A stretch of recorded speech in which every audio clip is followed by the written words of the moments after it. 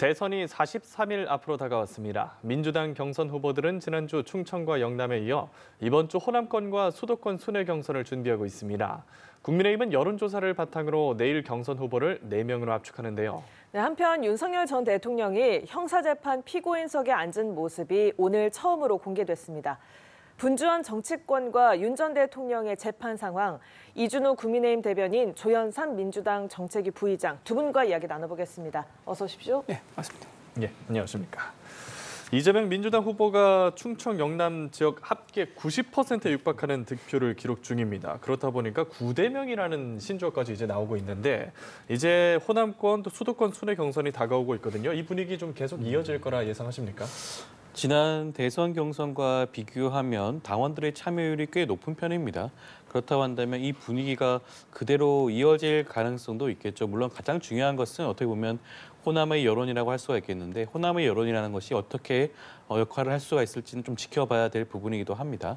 그렇지만 당원과 국민들이 지금 이처럼 이재명 후보에 대해서 강렬한 지지를 보여주고 있는 것은 당대표 2번 과정과 비상계엄과 내란 사태 때 보여줬던 강력한 리더십에 대해서 반응하는 것이 아닌가라는 생각이 들고요. 예. 그 부분에 대해서는 어떻게 보면 지난 그 전대 과정에서보다 더 많은 당원과 국민들이 이재명 후보에 대해서 기대하고 있는 대한민국의 미래와 비전에 대한 기대치가 더욱더 높아지고 아닌가라는 생각이 들기 때문에 말씀하신 것처럼 5대 명이 아니라 9대 명이라는 그런 말조차도 사실은 이제 뭐 현실성이 더욱더 높아지고 있는 게 아닌가 생각이 들 정도입니다. 예. 지금 민주당 경선 흐름 어떻게 짚고 계실까요? 스포츠 이제 중에서 가장 재미없는 스포츠가 뭔지 아세요? 승부가 정해져 있는 시합입니다. 긴장감도 없고 드라마도 없고요. 지금 민주당이 하는 경선은 긴장도 없고 검증도 없고 흥행이 없는 산무 경선을 하고 있다. 저는 그렇게 보고요. 지금 이렇게 압도적으로 90%에 가까운 지지를 얻는다는 게 과연 이게 약이 될지 독이 될지요. 지금 90%가 넘는다 그러면 역대 어느 경선 후보도 얻지 못했던 그런 결과인데 자칫 이것을 기반으로 해가지고 정치적 착시 현상 또는 오만감이 나올 수 있을 것이다. 저는 그렇게 보고 또 하나 26일 날 호남권에서 경선이 있거든요.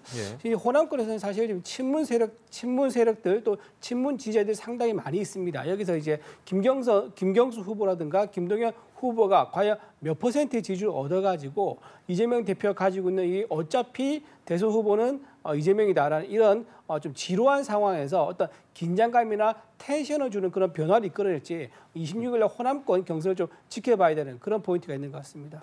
네, 이렇게 민주당 경선은 이재명 후보 독주 체제로 진행이 되고 있는데요. 지금까지 김경수, 김동연 후보가 한 자릿수의 득표율을 보이고 있잖아요. 앞으로 남은 경선에서 어떤 전략들 보여줄 거라고 보십니까? 김경수 후보와 김동연 후보 같은 경우에는 각자가 가지고 있는 강점들이 있습니다. 김경수 후보의 경우에는 영남 출신이시기도 하고 과거 행정부 경험도 풍부하시죠. 그다음에 지자체장으로서 역할도 했습니다. 그렇다고 한다면 물론 행정 경험과 통합과 포용의 그런 이미지를 심어줄 수가 있는 부분이기도 하고요. 김동연 후보의 경우에는 경제 전문가이지 않겠습니까? 그렇다 보니까 지금 현재 처하고 있는 대한민국의 경제 상황을 해결할 수 있는 그런 해결사로서의 역할도 보여줄 수가 있습니다. 두 후보 모두 강점이 있기 때문에 그러한 강점들을 좀 더 부각하는 모습을 보여줄지 않을까 생각이 들고요. 앞서 지금 민주당 경선이 좀 밋밋하게 진행된다는 말씀을 하셨는데 예. 저는 밋밋하겠다는 생각이 들지는 않고요. 어떻게 보면 이재명 후보와 김동연, 김경수 후보 모두 다 각자의 강점을 가지고 본인이 꿈꾸는 21세기 대한민국의 미래에 대해서 각각의 정책을 발표하고 그것들을 통합과 포용의 형식으로 함께한다라는 생각을 가지고 있는 모습이 어떻게 보면 이번 조기 대선이 어떻게 이루어진 겁니까?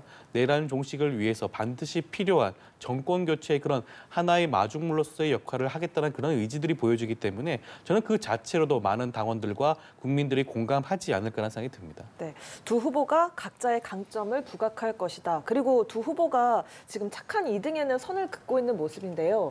이제 주말에 펼쳐질 호남 경선 그리고 수도권 경선에서 어떤 모습 보여줄 것 같습니까?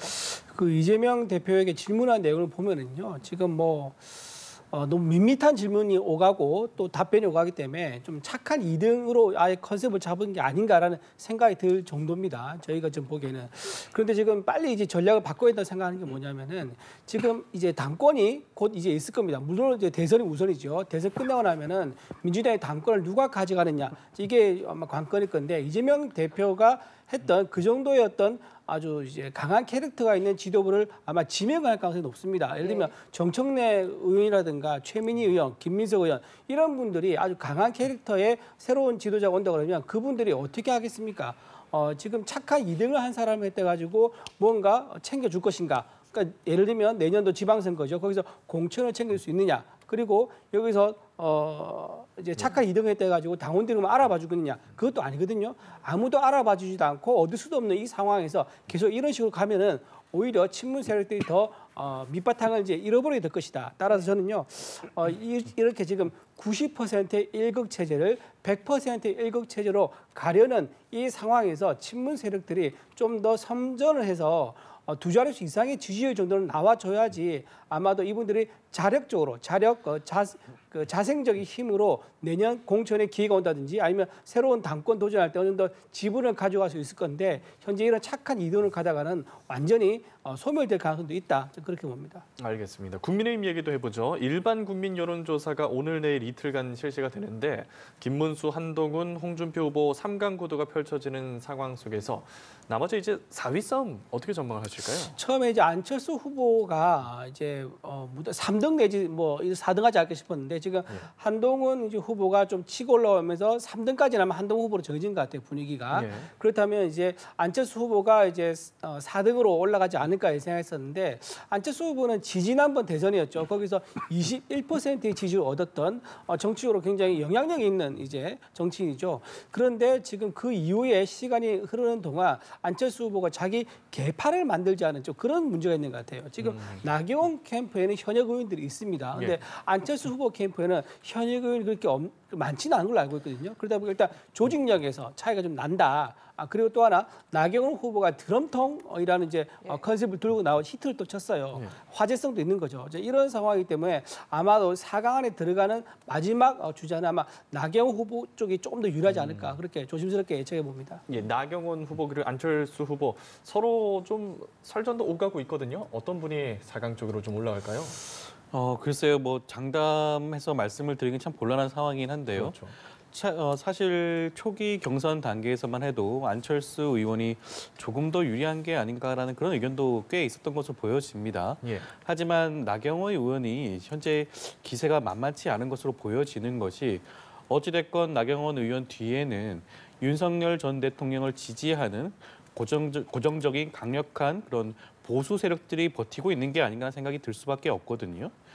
나경원 의원이 최근에도 윤석열 전 대통령과 독대를 하고 난 다음에 출마 선언하지 않았겠습니까? 그 모든 과정을 지켜본 당원들 입장에서는 나경원 의원한테 조금 더 쏠릴 가능성이 있지 않나 싶고 특히 이번 여론조사의 경우에도 100% 여론조사이긴 하지만 사실상 역선택을 방지하는 조항이 들어있다 보니 사실상 국민의힘 당원들을 대상으로 하는 여론조사와 크게 차이가 없는 부분도 있을 수가 있거든요. 그렇다고 한다면 안철수 의원보다는 나경원 의원이 당 내에서의 그런 지지세라든가 인기가 조금 더 높을 가능성이 있지 않나 생각이 들고 그렇다고 한다면 4위로는 나경원 의원이 조금 더 가능성이 높지 않을까라는 생각이 듭니다. 네, 이런 가운데 국민의힘 권영세 비대위원장이 이런 이야기를 했습니다. 오늘 당의 문을 다시 활짝 열겠다. 잠시 당을 떠났던 분, 다른 정당에 몸담았던 분들 과거에 연연하지 않겠다라고 이야기를 했는데 어떤 부분을 염두에 둔 발언이라고 봐야 할까요? 일단 이재명 후보와의 대선 경쟁에서 승리하기 위해서라면 상상 그 이상의 모든 것을 다 할 수 있다. 이런 이제 아주 전향적인 입장을 이제 보인 거다. 이제 이렇게 평가할 수 있고요. 지금 이번 대선의 큰 흐름이 이렇게 봅니다. 미국과 함께 미래로 손잡고 나갈 것이냐, 아니면 중국 편에 서서 미국과 맞서 싸울 것이냐. 이거는 단순한 외교 기조의 변화가 아니라 국가 전망이 달린 문제다. 저는 이렇게 보고요. 그러기 위해서 국가의 어떤 이제 성장과 경제 발전을 위해서는 미국과 함께 가는 그런 국가 지도자 나와야 될 것이다라고 생각합니다. 지난번에 이제 민주당 이제 정권 시절에 있었죠. 문재인 전 대통령 시절에 최저임금을 급상승시키는 바람에 어떤 결과가 나왔습니까? 청년 실업자가 대량으로 나왔었고요. 그걸 버티지 못한 소상공인들이 많이 문을 닫았습니다. 25번의 부동산 정책이 실패해가지고 벼락 거지라는 말도 나왔고 원전 폐쇄해서 수출 실적도 하락을 했죠. 이런 상황에서 이재명 대표가 만약에 정권을 잡아서 포퓰리즘 정책까지 또 펼친다 생각하면은 우리나라 어떻게 되겠습니까? 경제적으로 상상할 수 없는 충격을 받게 될 겁니다. 그러다 보니까 이런 상황을 막기 위해서라면 국민의힘에서는 모든 가능한 방법을 다 동원한다. 그런 전향적인 입장이다. 그렇게 봐야겠습니다. 예, 이재명 후보 견제를 위해서 국민의힘에서 복당의 길을 열고 자유진영이 모두 하나로 힘을 모아야 한다라는 건데 또 이 발언 어떻게 들으셨어요? 그만큼 국민의힘에서 이번 대선에 임하는 전략이라는 게 굉장히 부재한 상황이다라는 것을 여실히 보여주는 게 아닌가 싶고요. 이번 대선이 어떻게 해서 열리는 겁니까? 비상계엄과 내란 행위로 인해서 국민의힘이 배출한 1호 당원인 윤석열 전 대통령이 파면당해서 이루어지는 대선입니다. 거기에 대한 사죄나 반성 없이 지금 모든 문호를 열어준다? 사실상 반 이재명 정서를 활용해서 빅텐트를 하겠다는 구상이죠. 굉장히 노골적인 겁니다. 빅텐트를 구성해서 국민의힘을 떠났던 보수 진영 인사들이라든가 아니면 일각에서 말씀하시는 비명계를 흡수한다라든가 여러 가지 그런 모습들을 국민의힘 비상대책위원장이 스스로 밝히고 있는 거예요. 본인 스스로는 국민의힘 스스로는 대선에서 경쟁력이 없다는 것을 스스로 자인하고 있는 겁니다. 수권 정당으로서 역할 능력이 부재하다는 것을 스스로 밝히고 있는 셈이기도 하죠. 어떻게 이런 정당한테 국민들이 표를 줄 수가 있겠습니까? 스스로 자생할 생각은 하지 않고 빅텐트란 이런 정치공학적인 술수를 이용해서 이번 대선을 치르려고 한다는요. 그런 의미에서는 저는 이번 권영세 비대위원장이 한 이런 발언 자체는 저는 굉장히 마이너스 효과가 발생할 것이라는 생각이 들고요. 아마 국민의 눈높이에도 전혀 맞지 않는 그런 주장이 아닌가 생각이 듭니다. 예, 이쯤에서 여론조사 결과도 살펴보도록 하겠습니다. 차기 대선 후보 적합도 조사 먼저 살펴보도록 할 텐데요.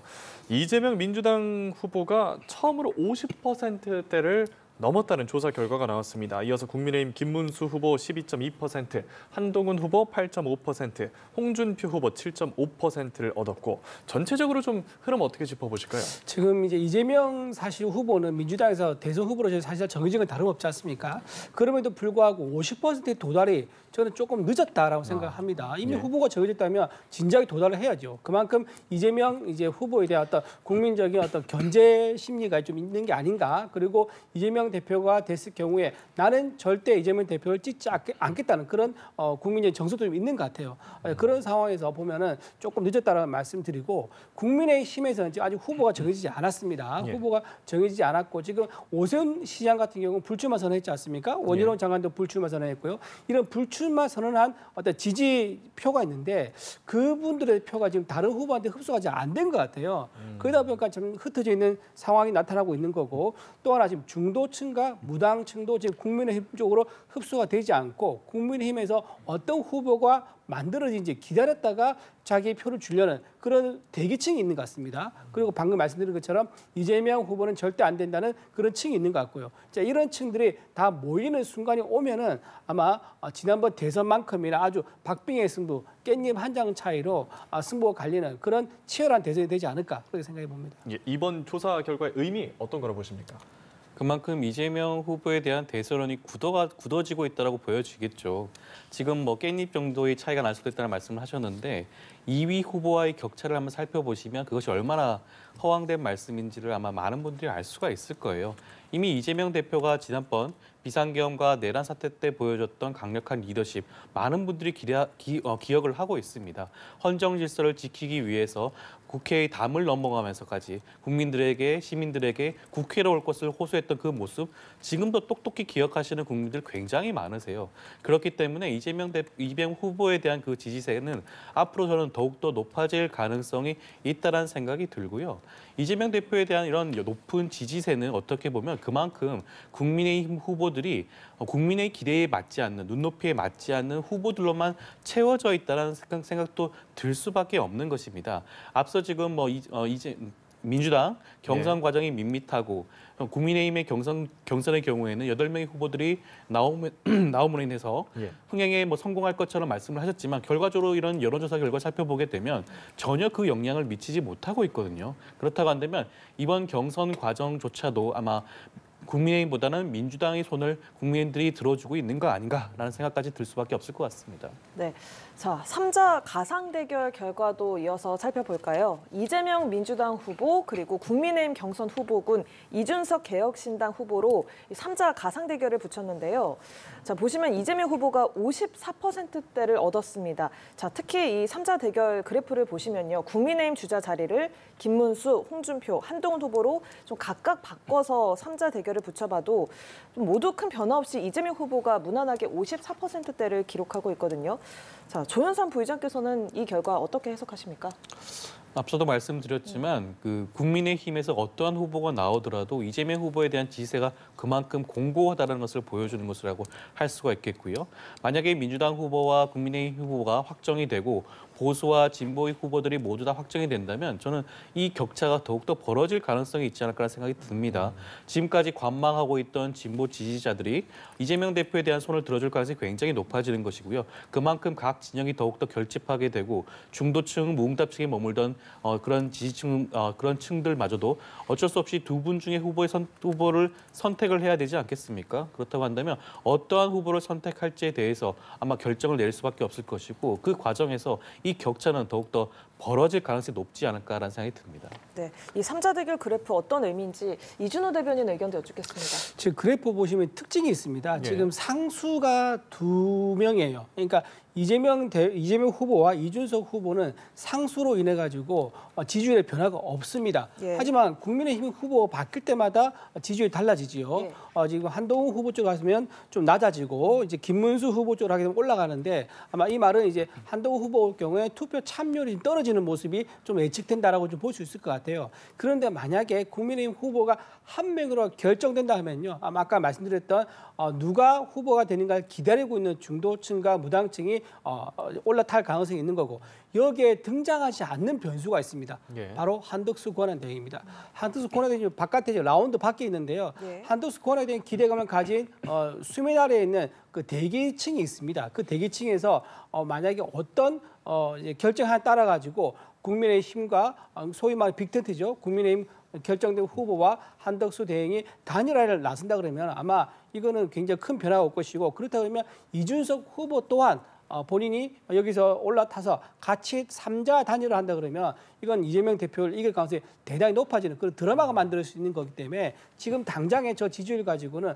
섣불리 예측하기 좀 어렵지 않겠느냐 그렇게 생각해 봅니다. 알겠습니다. 윤석열 전 대통령 재판 얘기도 해보겠습니다. 법정 촬영이 허가되면서 피고인석에 앉은 윤 전 대통령의 모습이 처음으로 언론에 공개가 됐는데 지난 1차 공판 때는 93분 정도 변론에 직접 나섰거든요. 근데 오늘은 재판 막판에 6분 정도 발언하는데 그쳤다고 전해졌습니다. 좀 어떤 변화가 생긴 걸까요? 아니요, 그 지난번에 이제 발언이 1시간 반 정도 됐다 그러죠. 그러니까 예. 발언이 너무 많지 않았느냐 이제 이런 얘기가 좀 있었던 것 같아요. 그 변호인 측에서 얘기가 아마 있었던 것 같고 그러다 보니까 좀 변호인 측 입장 조언을 받아서 예.